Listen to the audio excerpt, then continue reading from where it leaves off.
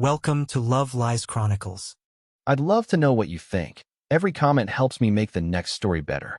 Subscribe to stay tuned. The moment my wife told 200 wedding guests that settling young was her biggest regret, I knew our marriage was over. Not because of what she said, but because of how confidently she said it. Like it was wisdom she'd been holding on to for years, just waiting for the right moment to share. I was sitting in the front row at her sister's wedding reception. The Carlisle room at Rosecliff Mansion was lit by crystal chandeliers that made my wedding band catch the light every time I moved my hand. I'd noticed the weight of that ring all evening. The too-tight collar of my rented tuxedo wasn't helping.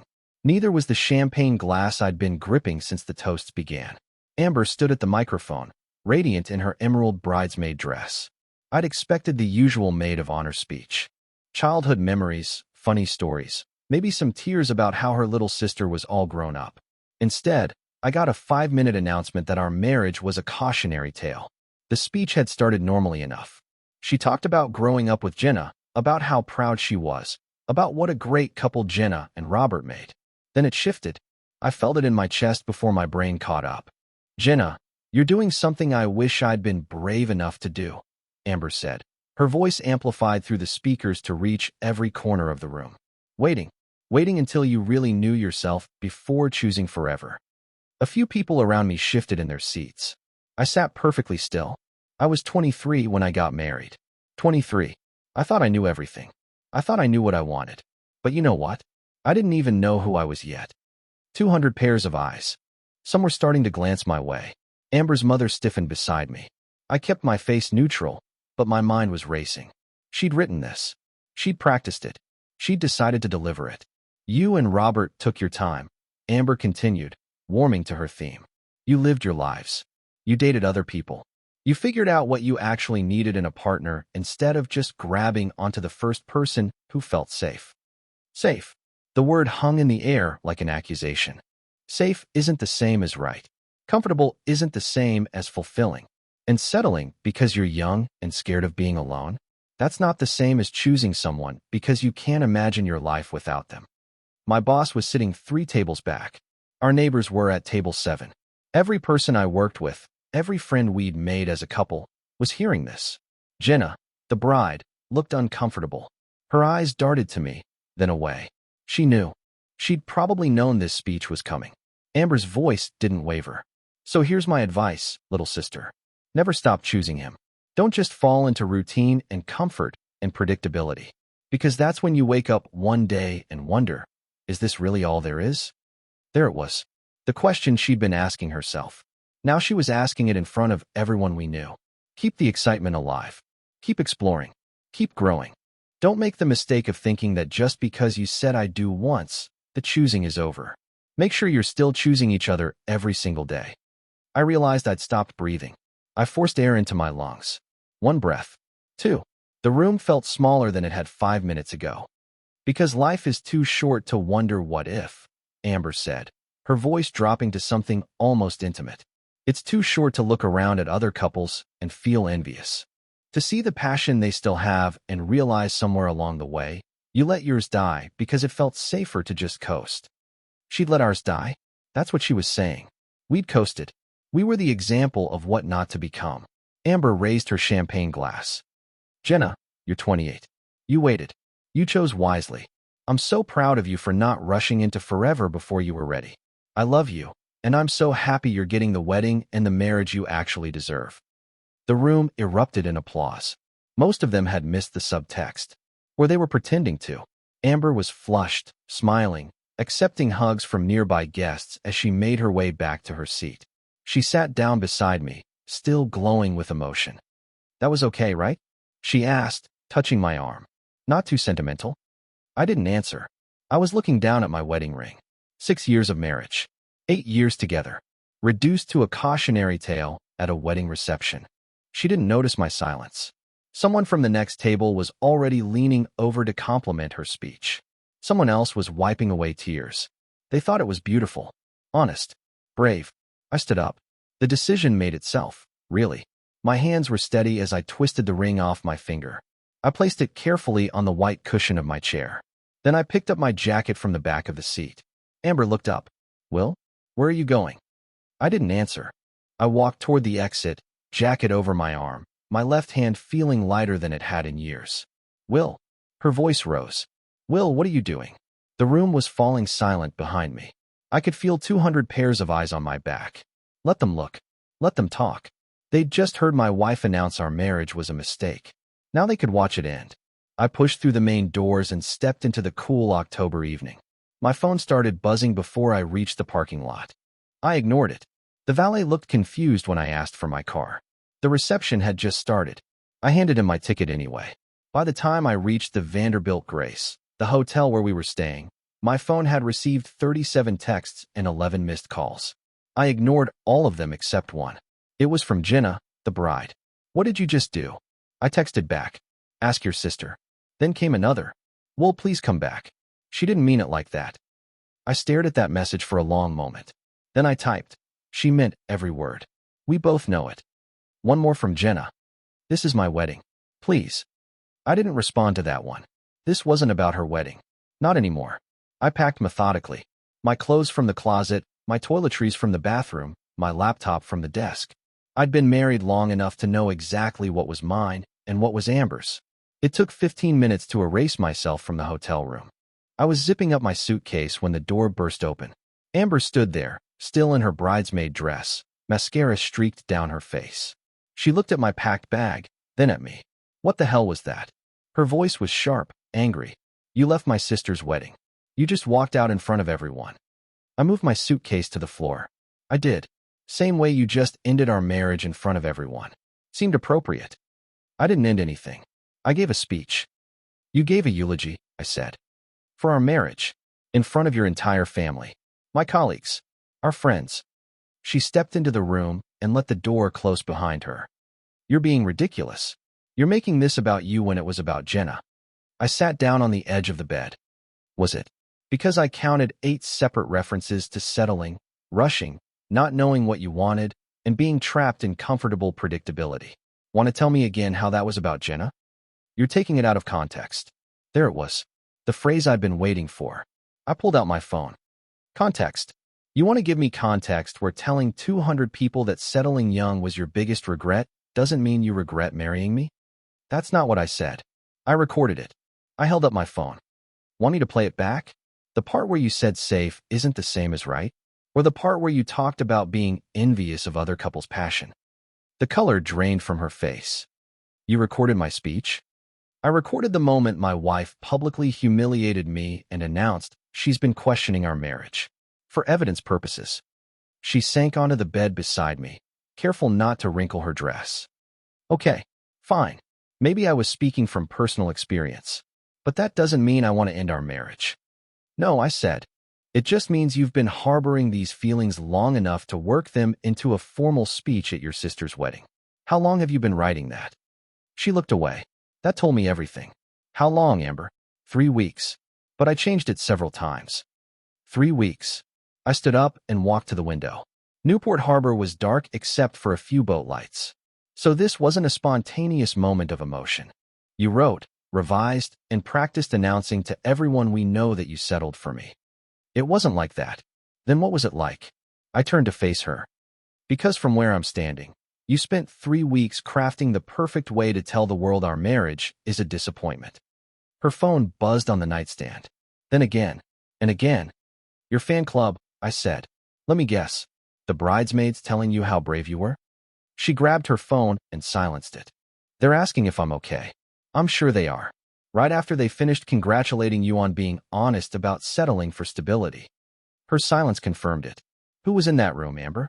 My boss. Your parents. Our neighbors from the cul-de-sac. The couple we play board games with every month. My brother. Your college roommate.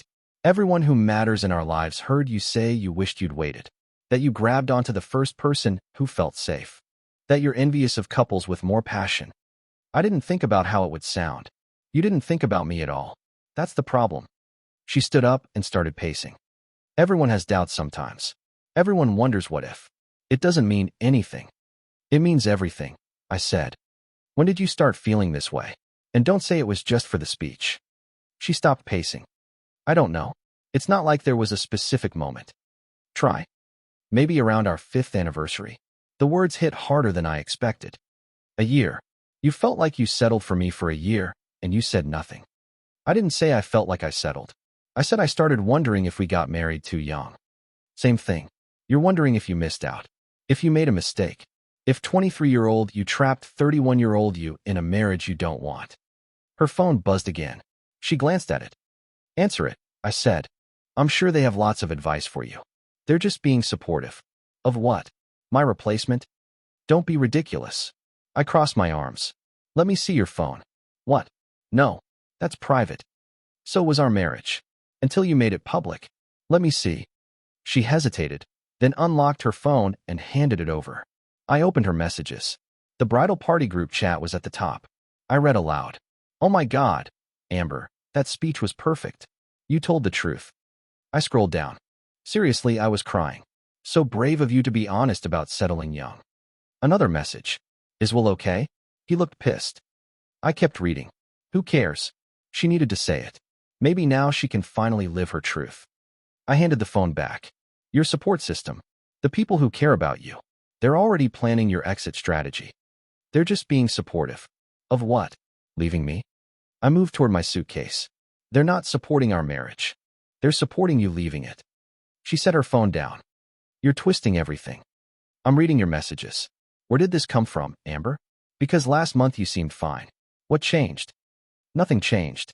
I've just been thinking about things. Who have you been talking to? What? You don't develop a fully formed philosophy about settling young in a vacuum. Who planted this in your head? She wrapped her arms around herself. No one planted anything. The bachelorette weekend, I said. Charleston. Last month. What happened there? Her face told me I was right. Let me guess. I continued. The bridesmaids spent the weekend discussing their relationships.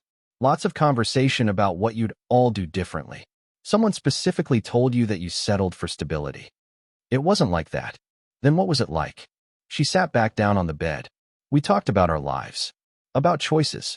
About whether we were happy. That's all. And they convinced you that you're not happy. That your stable, committed marriage is actually a problem you need to fix. They didn't convince me of anything. Who are these women, Amber? Most of them are single or divorced, right? She looked away. Another confirmation.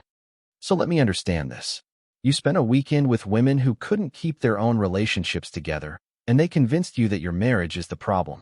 Holly's on husband number 2. Paige just got dumped again. And Kristen hasn't had a relationship last longer than 6 months. These are your relationship advisors? Just because their relationships didn't work out doesn't mean they're wrong about everything. No, I said. But it should make you question whether they have your best interests at heart or if misery loves company. Her phone buzzed again. She ignored it this time. Tell me something, I said. What exactly do you think you missed out on by marrying me at 23? That's not fair. It's a simple question. You said you didn't get to date other people, didn't get to figure yourself out. What would you have done differently? I don't know. Traveled more. Lived alone. Explored different career options. I laughed, but there was no humor in it. You've traveled. We've been to 12 countries together. You have your own home office. You changed careers 2 years ago, and I supported you through it. Covered the bills while you went back to school. So what you're really saying is you wish you'd done those things without me. She was quiet. That's what I thought, I said. What does your ideal life look like, Amber? The one where you didn't settle? I don't know. Try. Maybe someone more exciting. Someone who's more spontaneous. Spontaneous like the weekend trip to Boston I surprised you with last month? Or spontaneous like when I suggested we move to Portland and you said it was too risky? That's not what I mean. Then what do you mean? Someone who makes me feel more alive. Alive. I picked up my jacket. And I make you feel what? Dead. Not dead. Just comfortable. There it is. Comfortable. The word you used in your speech. So I'm boring. Predictable. The safe choice you regret. I didn't say that. You didn't have to. I moved toward the door with my suitcase. You said it in front of 200 people. Safe isn't the same as right. Remember? Where are you going? Somewhere else. Somewhere I'm not someone's biggest regret. Will, please. I stopped with my hand on the doorknob. Let me remind you of some things, since you seem to have forgotten. I supported you quitting your job to go back to school.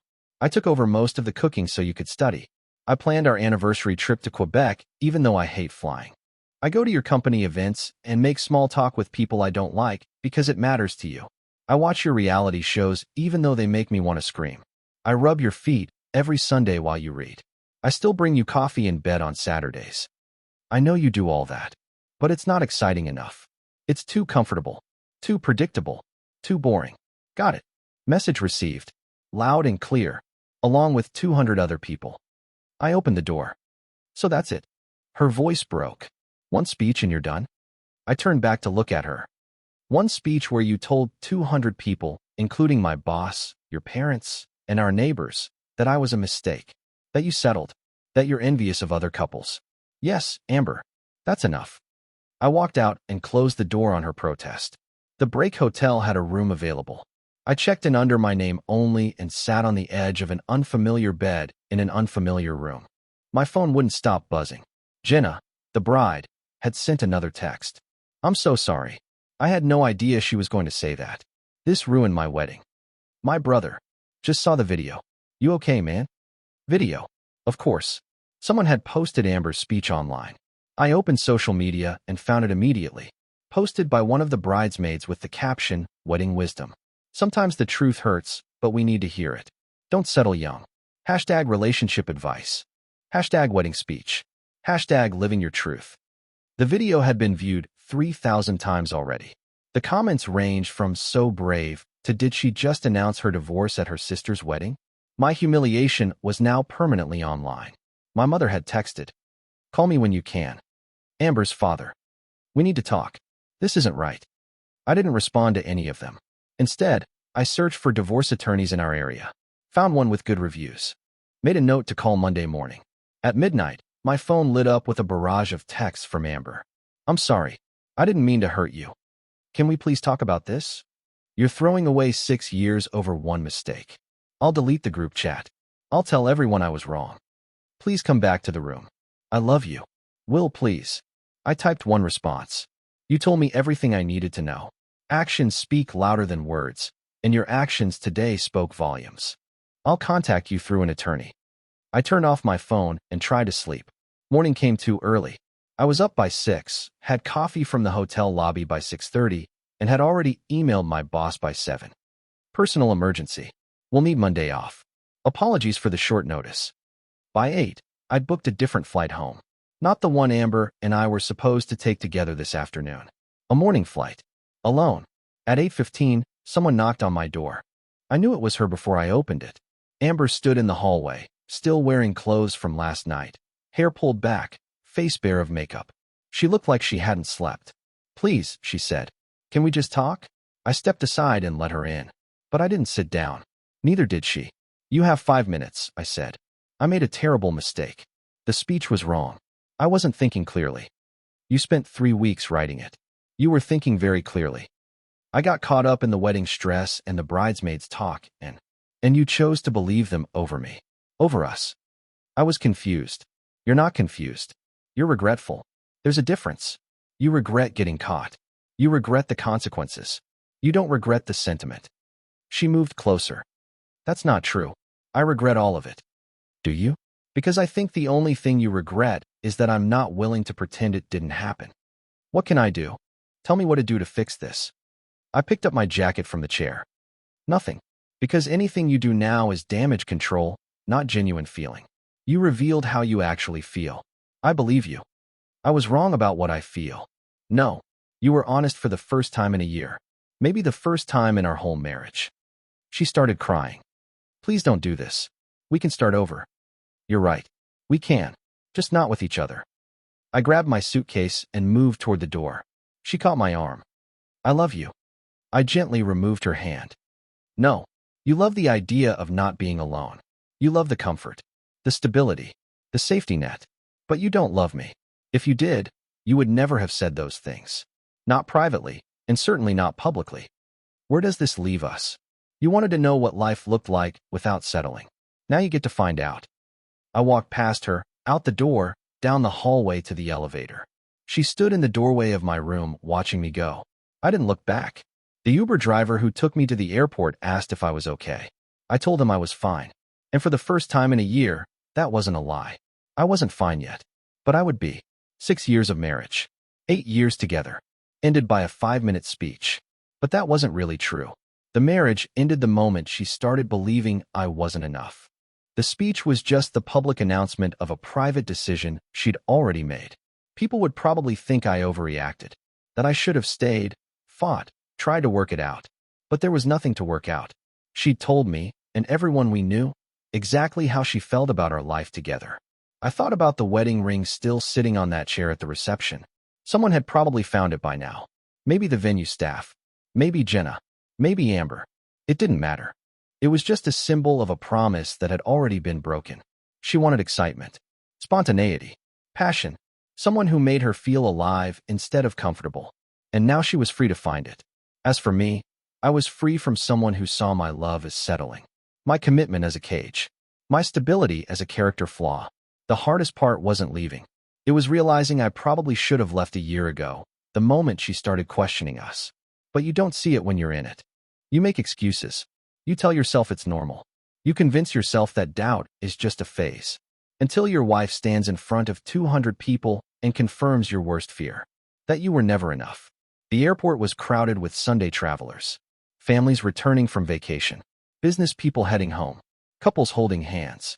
I sat at my gate and watched them all. My phone buzzed. I turned it back on to check my flight status. Another text from Amber. "I'm sorry. Please call me." I deleted it. Another from Jenna. I talked to Amber.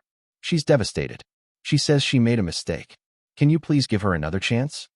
I responded to that one. She had 6 years of chances. She used them to decide I wasn't good enough. I'm not interested in being someone's backup plan. Jenna wrote back immediately. You're not a backup plan. She's just scared and confused. She was confident enough yesterday, in front of 200 people. That's not confusion. That's conviction. No response to that. They called my flight. I boarded without looking back at my phone. By the time I landed, the video of Amber's speech had been viewed over 10,000 times. It had been shared to wedding planning groups, relationship advice forums, and a few viral content pages. Some comments praised her honesty. Others called her out for humiliating her husband at a family event. None of it mattered. The damage was done. I took another Uber home to our house. It felt different walking through the door alone. Emptier, but also cleaner somehow. Like removing a weight I hadn't realized I was carrying. I made coffee, sat at the kitchen table, looked around at the life we'd built. She'd be home tomorrow. We'd have to figure out the logistics. Who keeps the house? How to divide everything. The conversations neither of us wanted to have. But that was tomorrow's problem. Today, I was just a man who'd walked away from someone who didn't choose him, who'd maintained his dignity in the face of public humiliation, who'd refused to accept being someone's consolation prize. My phone buzzed one more time. A text from an unknown number. This is Robert, Jenna's husband. I just want you to know that speech blindsided all of us. Jenna had no idea. I'm sorry you had to hear that. For what it's worth, you handled it with more class than most people would have. I stared at that message for a long time. Then I typed back. Thanks. Tell Jenna I'm sorry her wedding got caught in the crossfire. She understands. She's upset with Amber, not you. Good luck with everything. I set the phone down and finished my coffee. 10 minutes later, my phone rang. My brother, Nathan. I considered letting it go to voicemail, then answered. I saw the video, he said without preamble. Are you okay? I'm fine. Will, come on. It's me. I leaned back in my chair.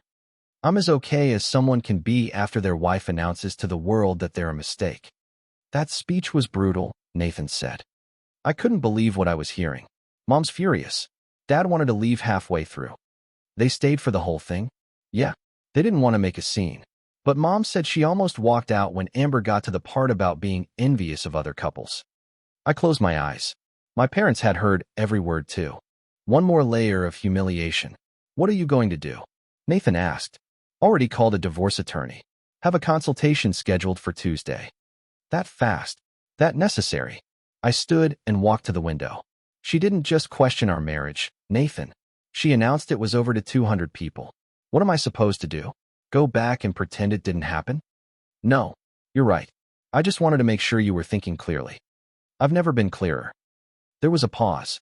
Then Nathan said, You know what the worst part is? I always liked Amber. I thought you guys were solid. So did I. When did this happen? When did she start feeling this way?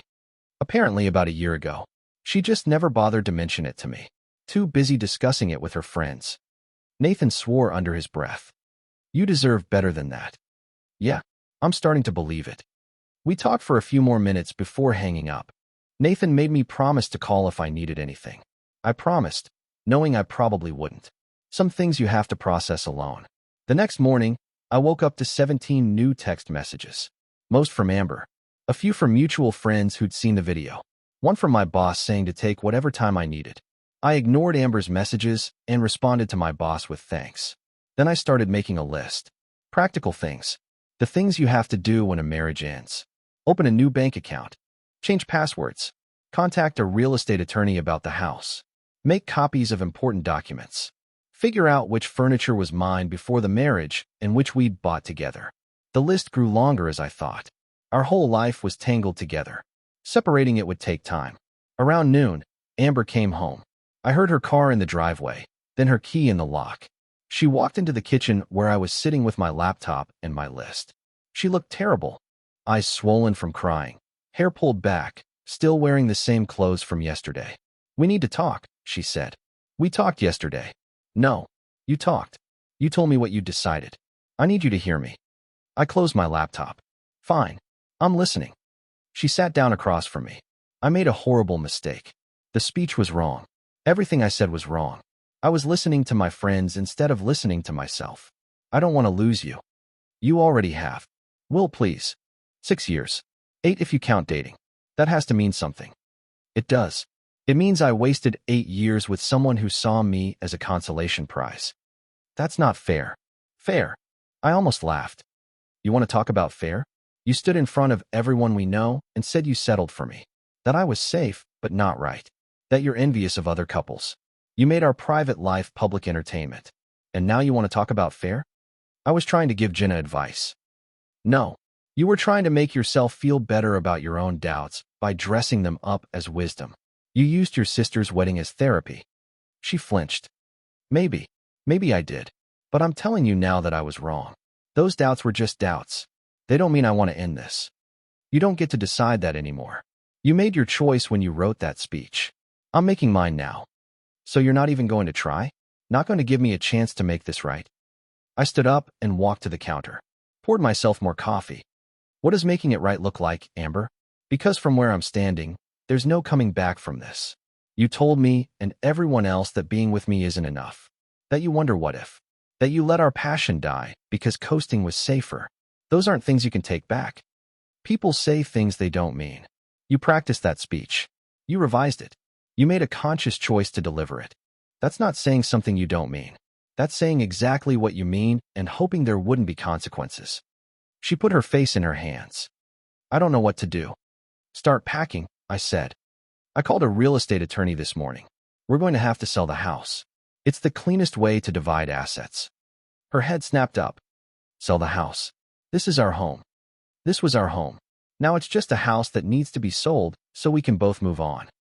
You've already made all these decisions. Without me. The way you made decisions about our marriage without me? Yeah, seems fair. She stood up, anger finally replacing the tears. You know what? Maybe you're right. Maybe we should end this. Because clearly you're not interested in working through problems. You'd rather just walk away the second things get hard. Things got hard a year ago when you started questioning us. But instead of working through it with me, you worked through it with your friends. You had a year to come to me. A year to have a private conversation. Instead, you chose public humiliation. So don't stand there and accuse me of walking away when you've been walking away for months. I wasn't walking away. What do you call it then? Because from where I'm standing, someone who's committed to their marriage doesn't spend a year wondering if they made a mistake. They don't craft speeches about settling young.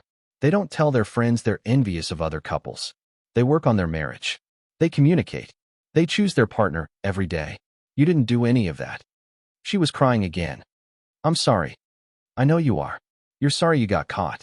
You're sorry there are consequences. You're sorry your sister's wedding got ruined. But are you sorry for how you actually feel? Because I don't think you can apologize for that. I do feel sorry for that. You feel sorry for feeling it. That's not the same as not feeling it. You can't unfeel what you feel, Amber. You can't unhear what you said. And I can't unknow what I know now. She wiped her eyes. So that's it. You've made up your mind. Yeah, I have. When did you become so cold? I looked at her for a long moment. I'm not cold. I'm done. There's a difference. She grabbed her purse from the counter. Fine. I'll go stay with Jenna for a few days. Give us both some space. That's probably best. She walked toward the door, then turned back. For what it's worth, I really am sorry. I never meant to hurt you. I know, I said. But you did it anyway. And that's what matters. She left. I heard her car start, then pull away. The house was quiet again. I sat back down at the kitchen table and added to my list. Contact movers. Change mailing address. Update insurance. Cancel joint credit cards. The practical things. The things that turned a marriage into a transaction. My phone buzzed with a text from Nathan. How'd it go? About how you'd expect. She wants to fix it. I want to end it. No middle ground. You doing okay? Yeah. Surprisingly okay. And I was. The anger had burned itself out. The hurt was still there, but it was manageable. What I felt most was relief. Relief that I didn't have to wonder anymore. Didn't have to question whether my wife really wanted to be with me. Now I knew. And knowing, even when it hurt, was better than living in doubt. The house was quiet, but it was the kind of quiet that felt peaceful instead of lonely. I'd been married to someone who thought being with me was settling, who believed comfort was a prison, who convinced herself that stability was boring. Now I wasn't, and that was enough. Dear listeners, that's our ending. If it resonated, subscribe to support the channel. See you next time.